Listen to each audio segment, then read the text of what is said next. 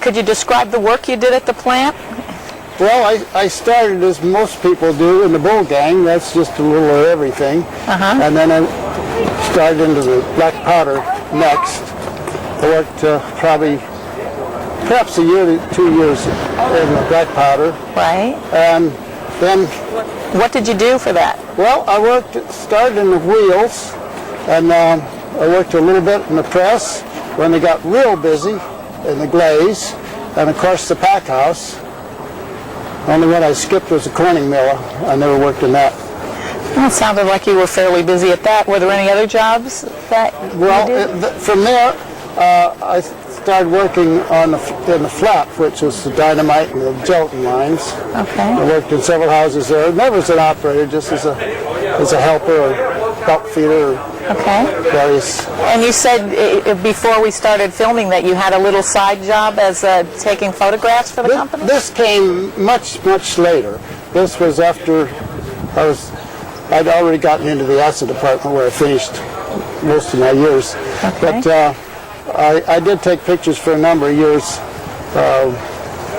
I believe it was just about during or after the war. And what were those pictures? What was the purpose of those? Well, mostly when they had these safety, I don't know what you would call them, some type of a safety deal where they line up everybody in the department and there'd be so many accident-free days. Oh, okay. And of course, when we had an explosion, we had a few of those. I'd go out and take pictures of those. We had a couple of them. Well, there must still be a lot of those pictures around. Maybe we have some in the clubhouse. I don't have any.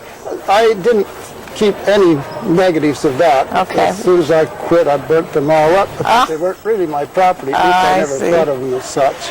The company didn't ask for them, so that's what I did. You mentioned the accidents. What types of medical service did the company have? Did they have?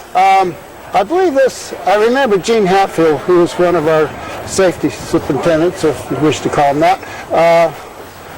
He's maybe the one that started this safety program. Okay. Did they have doctors and nurses on the premises? Yes, we had one nurse all the time during the day.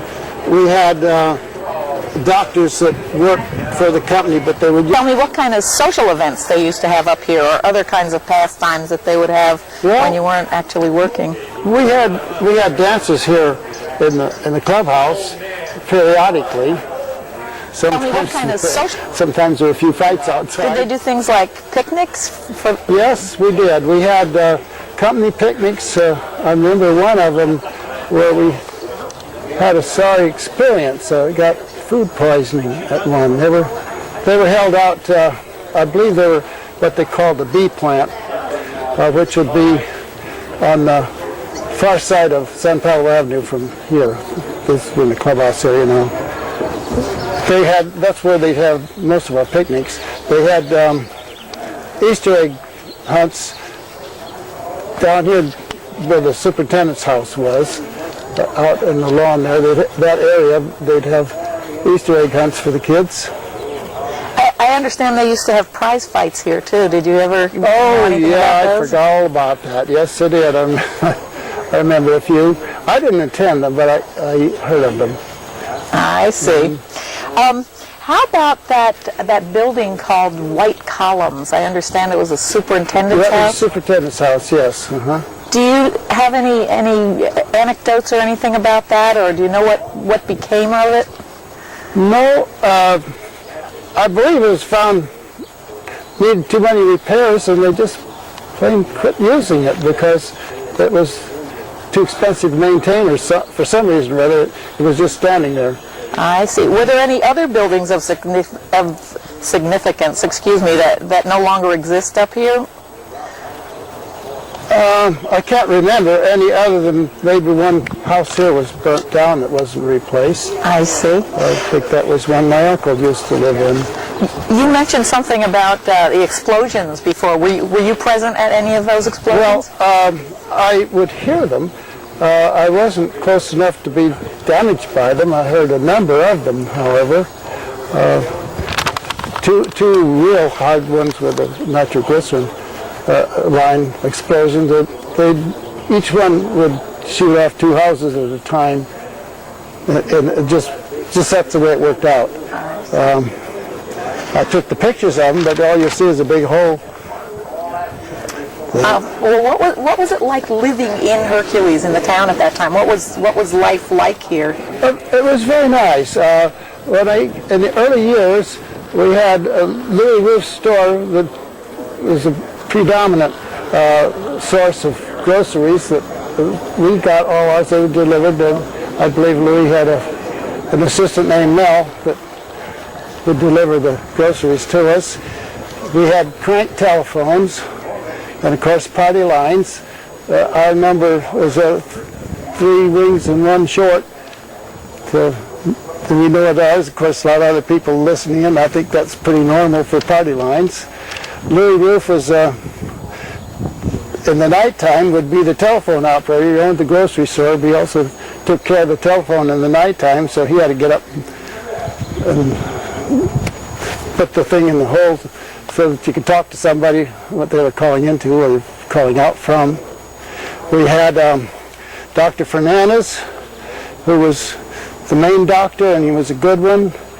It was very economical to have a hospital association with him, because up till then the cost was, I believe, was either $1 a month or free. It could have been either. Was that through the company? Well, yeah. I believe the company took care of it all. But I know it was awfully big shock when he left, and we had to use outside doctors, and then the cost of medical care went way up. So we lost a lot when he left. Did you go to school in Hercules? No, my children did. I had 2 boys, and they went in Pinole.